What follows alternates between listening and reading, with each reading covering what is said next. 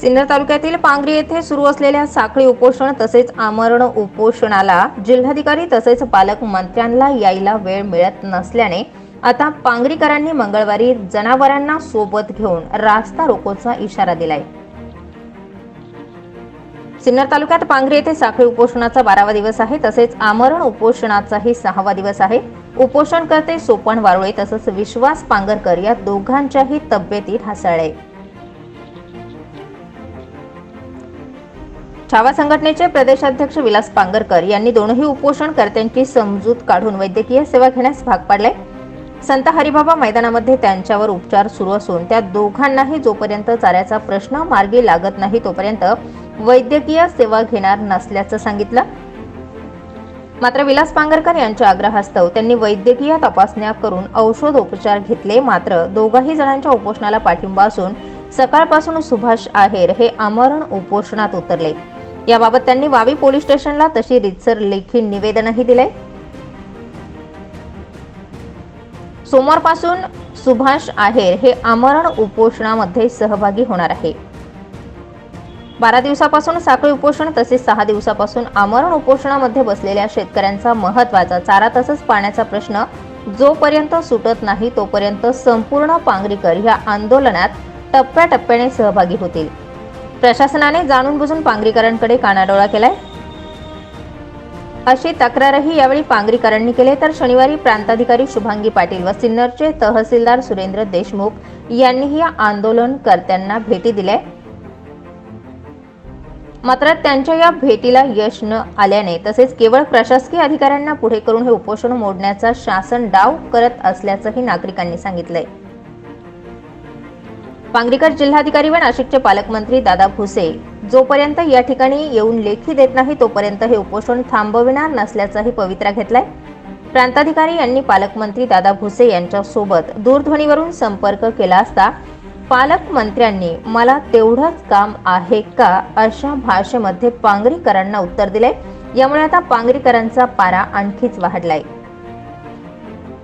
मंगळवारी पांगरीकर रीतसर सर्व निवेदनं सादर करून चक्काजाम आंदोलन करणार असून शेतकऱ्यांबरोबरच आता त्यांची जनावरही रस्त्यावर येणार असल्याचं आज झालेल्या बैठकीत निर्णय घेण्यात आलाय।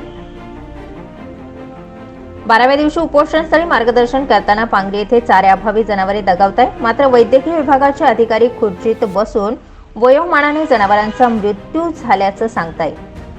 प्रत्यक्ष त्या अधिकाऱ्याने त्या जनावरांचं पोस्टमार्टम करावं मग बोलावं। जनतेची फसवणूक करू नये अन्यथा अधिकाऱ्यांना आम्हाला आमच्या भाषेत उत्तर द्यावं लागेल असा इशाराही पांगरीकरांनी दिलाय।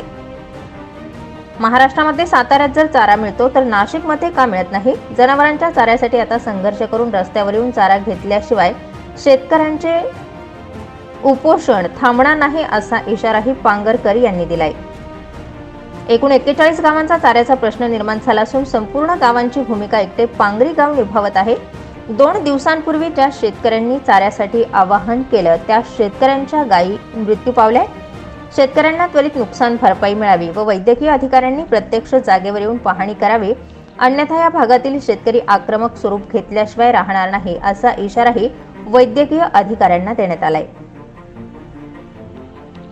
शेतकऱ्यांच्या आंदोलनासाठी पालकमंत्री अथवा जिल्ह्याचे खासदार हेमंत गोडसे यांच्याकडे वेळ नाही हे चुकीचं असल्याचा रोषही आता ग्रामस्थांनी व्यक्त केलाय। तर पालकमंत्र्यांनी प्रत्यक्ष लोकांच्या मागण्या काय आहे हे समजावून घेऊन वरिष्ठ पातळीवर पोहोचणं काम आहे। मात्र वेळ नाही हे त्यांचं म्हणणं चुकीचं आहे। केवळ चाऱ्यासाठी अशा प्रकारे जर शेतकऱ्यांना लढा द्यावा लागत असेल तर शेतकरी वर्ग सर्वच प्रशासनाला त्यांची जागा येणाऱ्या निवडणुकीत नक्कीच दाखवून देईल। पालकमंत्र्यांकडे शासन आपल्या दारी या योजनेसाठी कोट्यवधी रुपये खर्च करण्यासाठी वेळ आहे। मात्र शेतकऱ्यांच्या जनावरांसाठी चाऱ्याच्या संघर्षासाठी शासनाकडे पैसा नाही। या गोष्टीकडे पालकमंत्र्यांचं लक्ष द्यायला वेळ नाही। या विषयाकडे पांगरकरांनी सर्वांचंच लक्ष वेधलंय। 24 सप्टेंबर रोजी झालेल्या बैठकी प्रसंगी विलास पांगरकर, छावा प्रदेशाध्यक्ष रमेश पांगरकर, ज्ञानेश्वर पांगरकर, जगदीश पांगरकर, अतुल पांगरकर, निखिल पांगरकर, सुभाष पगार, लाभो वारुळे, संतोष पगार, सोमनाथ सर, निरगुडे विठ्ठल, अण्णा पगार, दादासाहेब पांगरकर, ज्ञानेश्वर वारुळे, प्रमोद पांगरकर, सुभाष आहेर, निवृत्ती पांगरकर, राजेंद्र पांगरकर, शुभम नरेश सिद्धेश्वर, निरगुडे प्रकाश पेखळे, दीपक पांगरकर, सुधाकर दळवी, कारभारी पगार, माधव पगार, शांताराम पगार, अतुल पांगरकर, भाऊसाहेब बैरागी, म्हस्के, रावसाहेब विजय पांगरकर, मच्छिंद्र सुरेश, शरद पगार आदींसह परिसरातील असंख्य शेतकरी व पांगरीकर उपस्थित होते. प्रत्यक्ष या साखळी उपोषणामध्ये आपण सर्वजण उपस्थित आहात. आदरणीय छावा संघटनेचे प्रदेशाध्यक्ष सन्माननीय विलासभाऊ पांगरकर, लक्ष समोर, माजी सभापती आमच्या सिन्नर तालुक्याचे रमेश आप्पाजी पांगरकर, माजी सरपंच ज्ञानेश्वर पाटील माऊली, विठ्ठलराव पगार, प्रकाशराव पांगरकर आणि इतर मान्यवर या ठिकाणी उपस्थित आहेत. या उपोषणाचा हा 12वा दिवस. या ठिकाणी आणखी एक भर अशी पडली की 5 दिवसापासून न अन्नाचं कणही घेता उपोषणात बसलेले 5 आमचे प्रतिनिधी, त्यांची तब्येत आज या ठिकाणी खालावलेली आहे. प्रत्यक्ष आरोग्य पथक या ठिकाणी येऊन पाहणी करते. त्यांनी त्यांचे ब्लड प्रेशर, साखर, शुगर वगैरे चेक केलं आणि त्यामध्ये बरीचशी त्यांची परिस्थिती, शारीरिक परिस्थिती खालावलेली दिसून आली आणि त्यामुळे त्यांना या ठिकाणी सलाईन लावण्याची वेळ या ठिकाणी आलेली आहे. आरोग्य पथकाने चांगल्या प्रकारे त्यांची इथं सेवा दिलेली आहे आणि या निमित्ताने मी एवढंच सांगू इच्छितो की ही जी आपली मराठा आरक्षणाची मागणी ही शासन दरबारी पोचली पाहिजे. सर्व आपल्या पांगरी गावातील नागरिकांनी या साखळी उपोषणाला सहकार्य केलं पाहिजे, प्रेरणा दिली पाहिजे. जिद्द, प्रेरणा आणि उद्देश जर आपल्याजवळ असलं तर अशक्य गोष्ट आपण शक्य करू शकतो. हे निर्वाद सत्य आहे.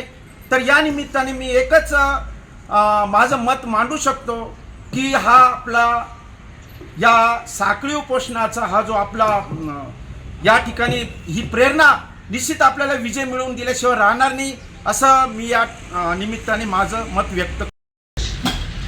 आज पांगरी इथं छावा मराठा संघटनेच्या वतीने जे साखळी उपोषण धरलेलं आहे त्याचा 12वा दिवस आणि सिन्नर तालुक्यात जे 41 गावं पाऊसच झालेला नाही त्याच्यात अमर उपोषण ज्यांनी धरलेलं आहेत त्यांचा 6वा दिवस आहे आणि आज त्यांना अतिशय सर्व गावच्या लोकांनी एकत्र येऊन उपचारार्थी घेणं भाग पाडलं.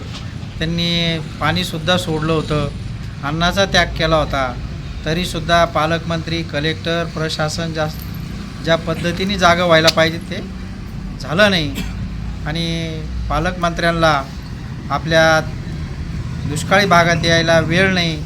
साताऱ्याचे मंत्री त्यांनी त्यांच्या जिल्ह्यामध्ये चारा डेपो मंजूर करून दिला. जर साताऱ्याला चारा डेपो मंजूर होतो तर श्याम टी व्हीने आज ती बातमी दाखवली का साताऱ्याला शंभूराजे देसाई यांनी चारा डेपो मंजूर केलेला आहे. तर आपल्या नाशिक जिल्ह्यातले मंत्री, आमदार झोपा घेता का, हा प्रश्न सर्वसाधारण शेतकऱ्यांच्या मनात आता उद्भवावा लागलेला आहे. तरीसुद्धा आम्ही उद्या संध्याकाळपर्यंत पालकमंत्र्यांची आणि कलेक्टरची वाट बघणार आहेत, त्यांना वेळ देणार आहेत. परवा मात्र आम्ही निवेदन देऊन सर्व शेतकरी, आमचे छावा संघटनेचे पूर्ण महाराष्ट्रातले कार्यकर्ते सरकारचा निषेध करण्यासाठी रस्त्यावर, रेल्वेवर जिथं वाटेल तिथं उतारल्याशिवाय राहणार नाही. सरकारने याची वाट बघू नये. चारा डेपो पालकमंत्र्यांनी तत्काळ मंजूर करावं आणि आमच्या सतत सिन्नर तालुका दुष्काळी आहेत. आमच्या तालुक्यामध्ये आणि पांगरीमध्ये स्वर्गवासी पंतप्रधान राजीव गांधी येऊन गेलेले आहेत. एवढा मोठा इतिहासातली नोंद आमचे निरगुडे सरांनी सांगितली. याची दखल पालकमंत्र्यांनी घेतली पाहिजेत आणि चारा डेपो, पाणी आणि 41 गावचा प्रश्न आहे तो निकाली काढला पाहिजेत आणि मराठा समाजाला सरसगट कुणबीचे दाखले मिळाले पाहिजेत. याच्याहीसाठी सरकारने जागं झालं पाहिजेत. आता आमचे मनोज जरांगे पाटील ज्यांनी आमच्या भरोश्यावर आम्ही इथं नाशिक जिल्ह्यात साखळी उपोषण केलेलं आहेत आणि आता ते दौरा महाराष्ट्रात करणार आहेत. सरकारने आता शब्द दिल्याप्रमाणे 30 दिवसामध्ये हे वाक्य पूर्ण करून दाखावं. 3 पक्षाचं सरकार आहेत आणि शब्द हा मराठा समाजाला दिलेला आहे याची दखल घ्यावी, अन्यथा त्याची किंमत सर्व सत्तेमध्ये असणाऱ्यांना मोजावा लागेल. या छावा संघटनेच्या वतीनं आणि आमच्या सर्व शेतकरी राजाच्या वतीनं चाऱ्याचा प्रश्न गंभीर आहे, त्याची दखल त्वरित घ्यावी हीच आमची मागणी.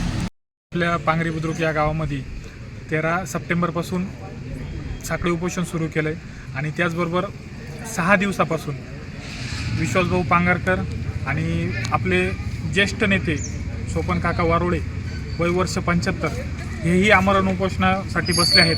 यांच्या प्रमुख मागण्या आहेत, आमच्या सिन्नर तालुका दुष्काळग्रस्त जाहीर करा आणि स्थानिक सर्व शेतकऱ्यांना चारा उपलब्ध करून द्या, चारा डेपो सुरू करा आणि सर्व मराठा समाज हा कुणबी आहे, या सर्व कुणबी समाजाला सरसकट कुणबी दाखले देण्यात यावे ही प्रथमतः या उपोषणकर्त्यांची मागणी आहे.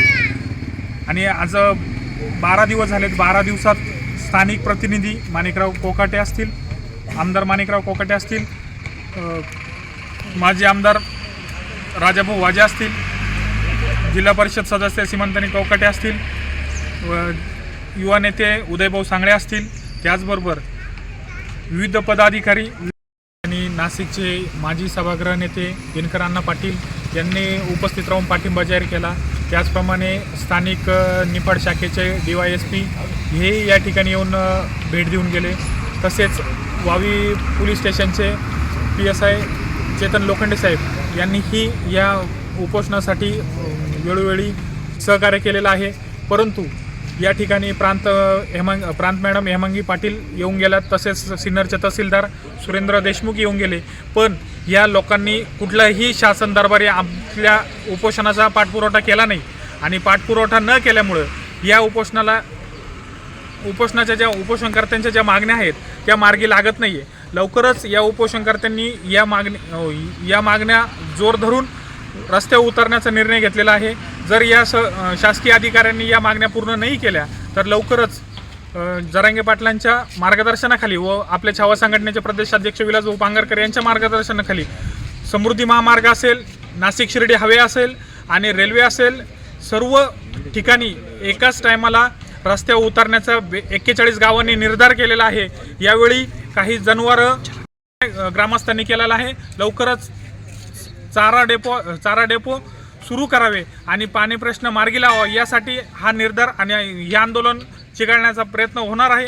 आणि यासाठी शासन दरबाराने काहीही उपाययोजना केल्या आंदोलन हाणून पाडायचा, हे आंदोलन हटणार नाही आणि मागण्या पूर्ण होईपर्यंत हे आंदोलन असंच चालू राहणार आहे. आणि लवकर शासनाने निर्णय घ्यावा, नाहीतर सर्व जनता रस्त्यावर उतरल्याशिवाय राहणार नाही. या गोष्टीला सर्वस्वी शासन जबाबदार राहील याची नोंद घ्यावी. जय हिंद, जय. स्टार 24 फास्ट न्यूजसाठी प्रकाश शेळके, पांगरी.